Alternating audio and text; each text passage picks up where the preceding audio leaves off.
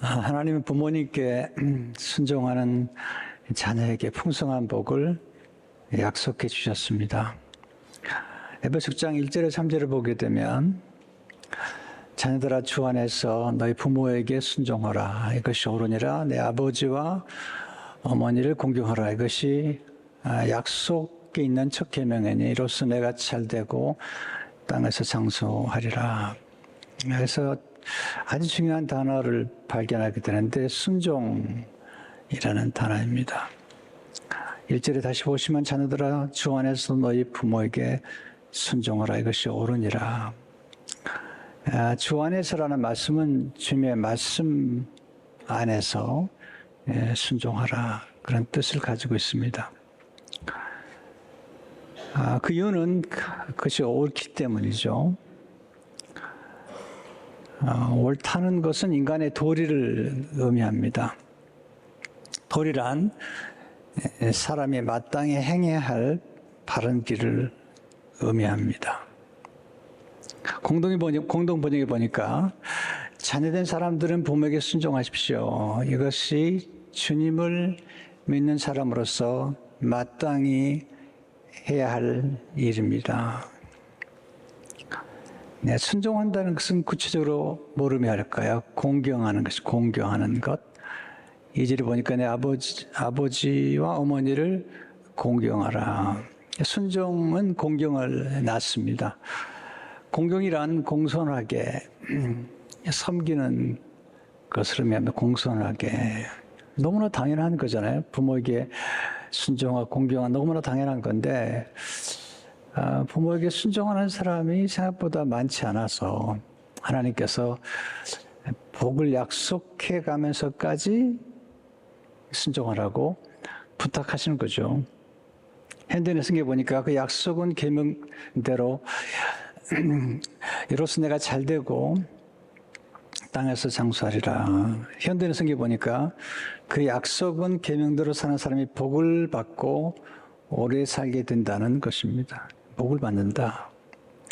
부모님께 순종하는 게 얼마나 복된 일인지 오늘 배워야 됩니다. 첫째로 예수님은 순종의 모범이 되시는데 부모님께 순종하신 모범이 되십니다. 예수님의 순종하신 모습이 누가복음 2장 51절에 보면 예수께서 함께 내려가서 나사렛에 이르러 순종하여 받드시더라. 51절에 보시면 여기 순종한 건 부모님께 순종한 거죠. 육신의 부모님께 요셉과 마리아에게 순종하여 받드시더라. 이 번역이 참 좋은 것 같아요. 순종하여 받드셨다. 그냥 순종했다고 할 수 있는데 받드셨다는 것은 공경을 의미합니다. 예수님 육신의 부모님께뿐만 아니라 하늘 아버지께 순종하셨습니다. 빌립보서 2장 8절에 보시면 사람의 모양으로 나타나사 자기를 낮추시고 죽기까지 복종하셨으니, 그러니까 부모님께 순종할 뿐만 아니라 하늘의 하나님께 죽기까지 복종하셨습니다. 순종이란 보다도 복종이라는 단어가 더 강렬하죠. 예수님의 이렇게 복종의 결과는 하나님 아버지를 공경한 것입니다. 요한복음 8장 49절에 보시면 나는 귀신 들린 것이 아니라 오직 내 아버지를 공경함이거늘 너희가 나를 무시하는도다. 순종, 복종, 공경, 공손 다 좋은 성품이고 복이 따라오는 성품입니다. 두 번째 배우는 교훈은 하나님은 순종하는 성품에 풍성한 복을 담아 두셨습니다.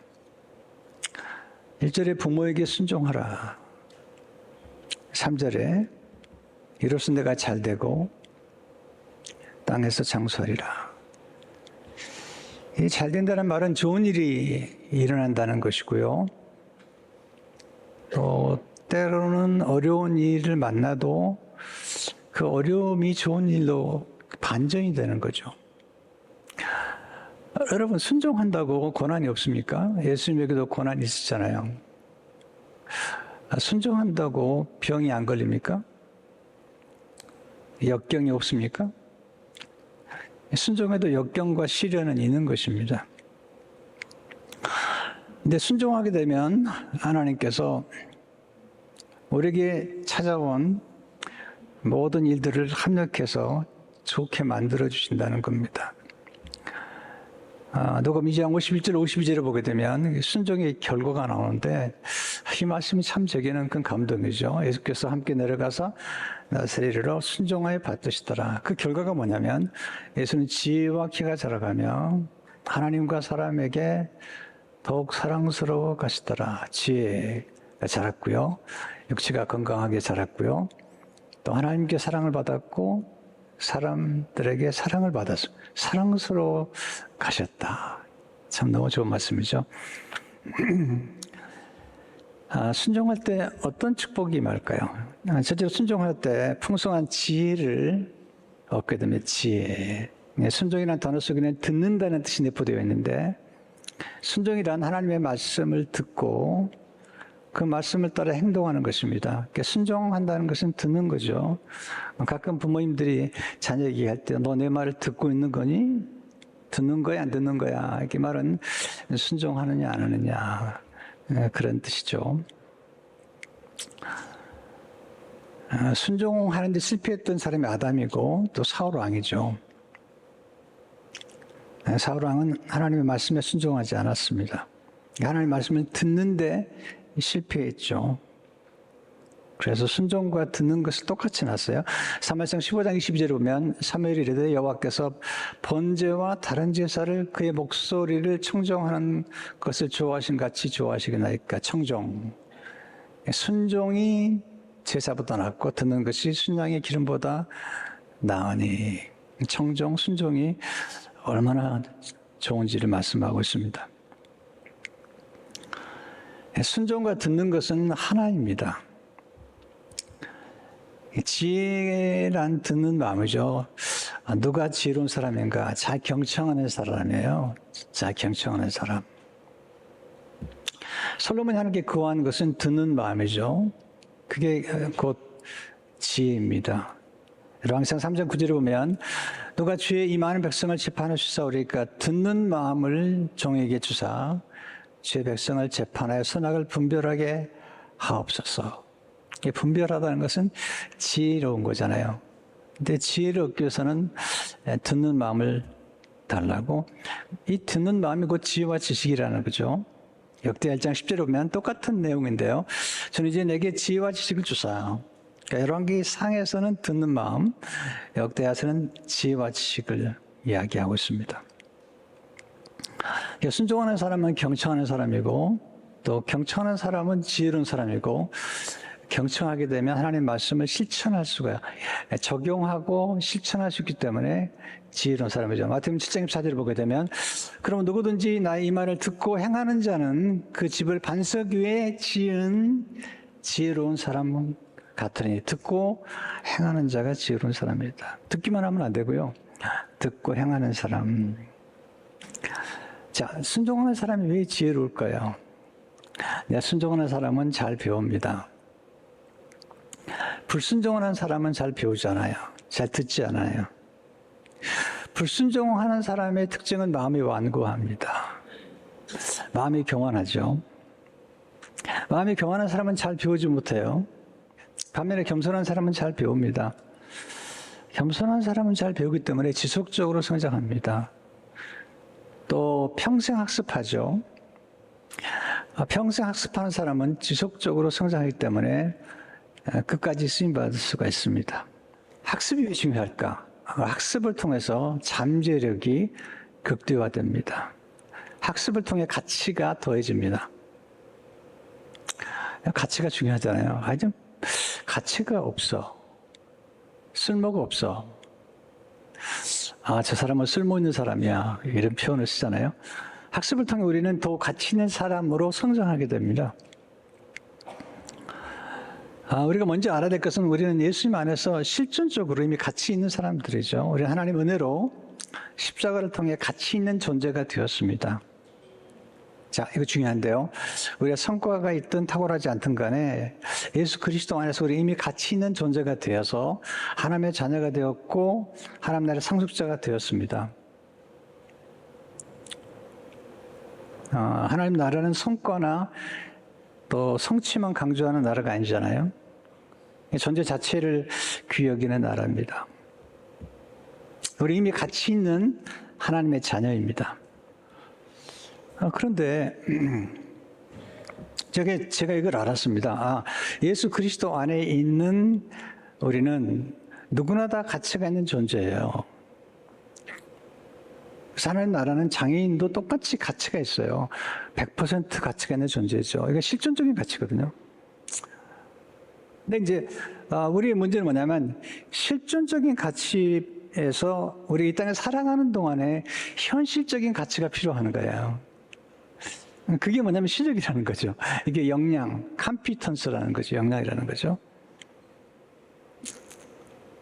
목사도 실력 없으면 요즘 버림받더라고요.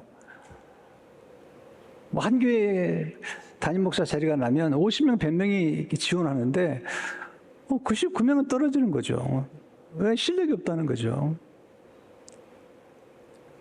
그러니까 실존적인 가치는, 전제론적인 가치는 누구나 가치가 있는데 현실적으로 가치를 따질 때 이게 굉장히 힘든 거죠. 이게 학습을 통해서 우리는 가치가 증가됩니다.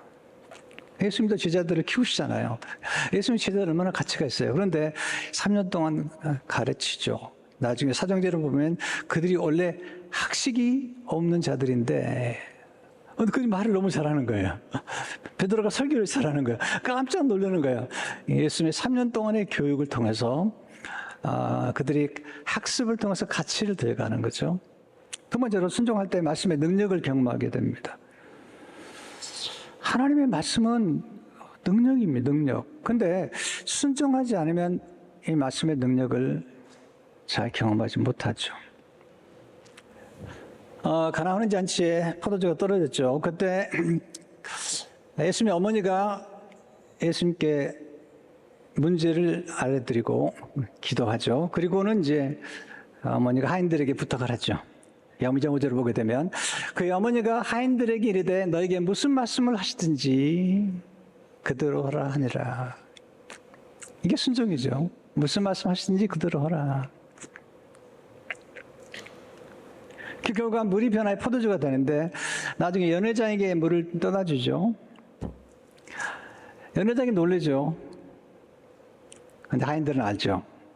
이게 기가 막힌 얘기예요. 요한복음 2장 7절 9절을 보게 되면 예수께서 그들에게 이르시되 항아리에 물을 채우라 하신즉 아기까지 채우니 이제는 떠서 연회장에게 갖다 주라 하시매 갖다 주었더니 연회장은 물로 된 포도주를 맛보고도 어디서 났는지 알지 못하되 물 떠온 하인들은 알더라.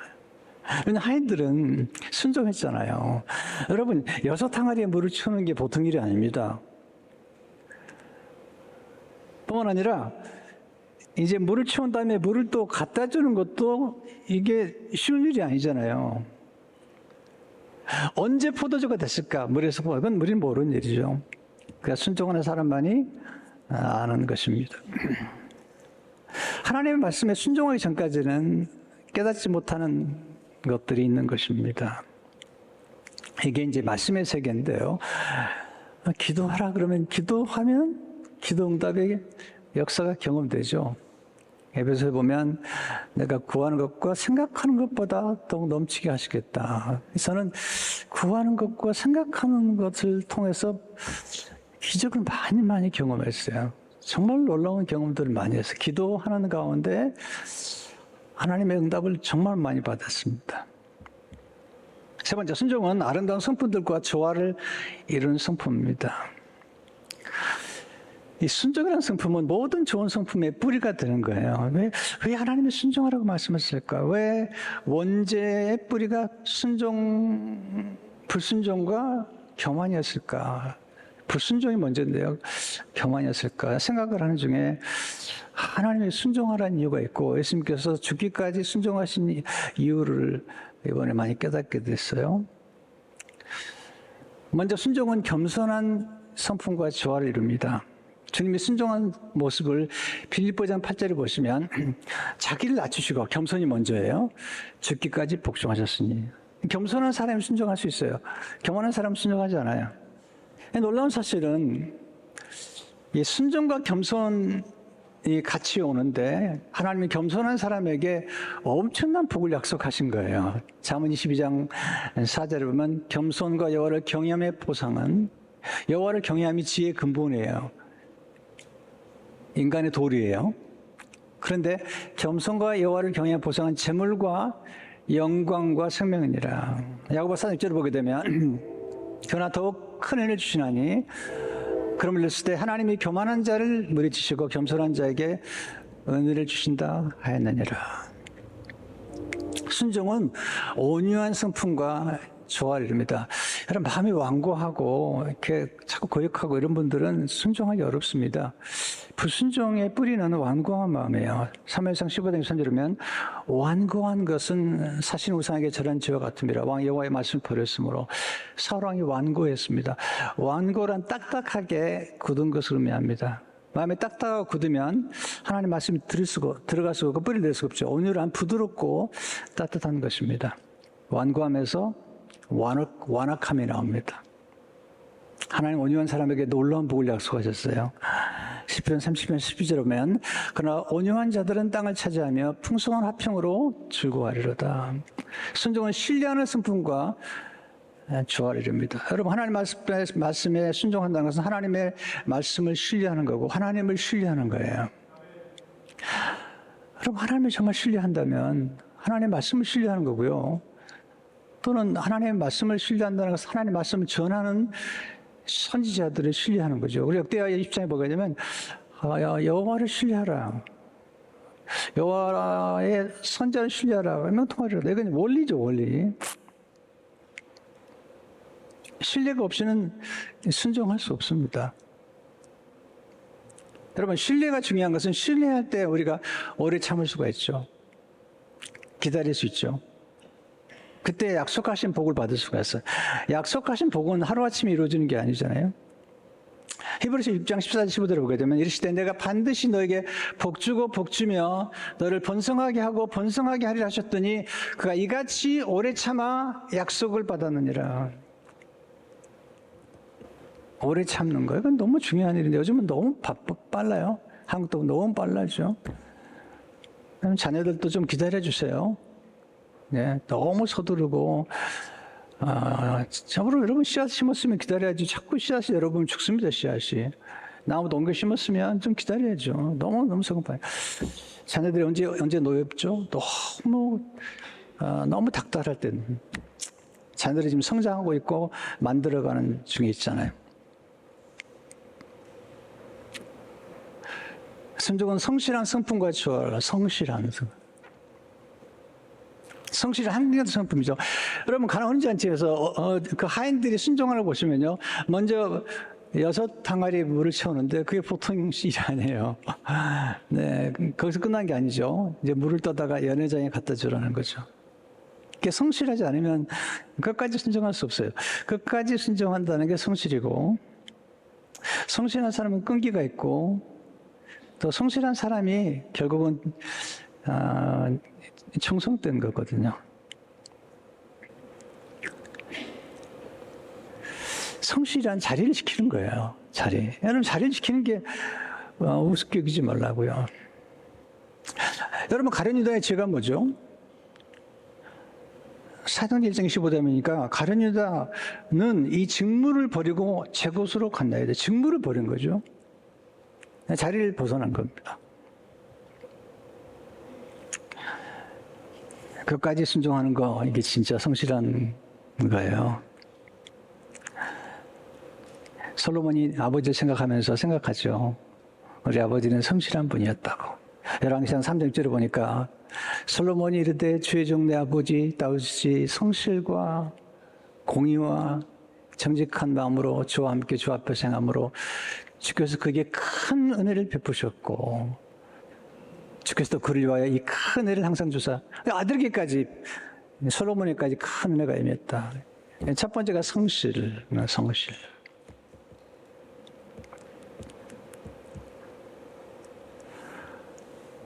제가 살아보니까 결혼도 똑똑한 사람하고 결혼한다고 좋은 게 아니더라고요. 똑똑하면 사고를 쳐요.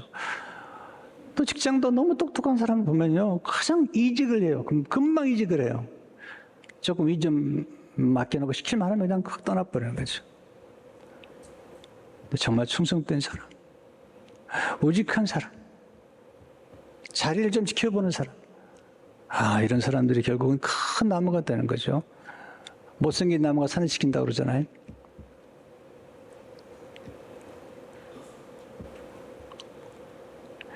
제일 좋은 신랑감은 뭘까요? 스펙이 좋을까요? 성실한 사람이 좋은 거예요. 만약 어떤 청년이 매일 새벽도 나온다. 그 청년과 결혼해도 괜찮아요. 그것도 지켜보니까 3년을 나온다. 그건 대단한 거예요. 쉽지 않아요.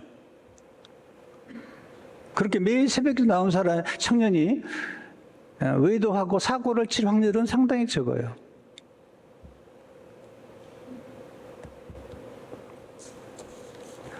결혼을 해보니까요, 제일 중요한 게 성실한 것 같아요. 뭐 잘생기고 못생기고, 이 잘생긴 건요, 그냥 좀 지나면 그냥 평준화 돼버려요. 뭐 익숙해지면요, 별거 아니에요. 뭐 그래도 잘생겨 좋다고 그러는데 뭐 좋아요. 근데 그런 꽃미남들이 그렇더라고요. 근데 순종은 존중의 성품과 조화를 해요. 존중이 중요하잖아요.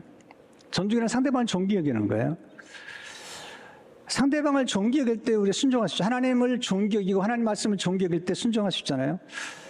하나님을 정말 가치 있는 분을 여긴다면, 하나님이 나를 위해 십자가에서 아들을 희생할 만큼 그런 존귀한 분으로 생각한다면 하나님께 우리가 순종하지 못할 게 뭐가 있죠? 하나님 이렇게 말씀하신 3에서 3절이니까 나를 존중히 여기는 자는 내가 존중히 여기고 나를 멸시하는 자를 내가 경멸하리라.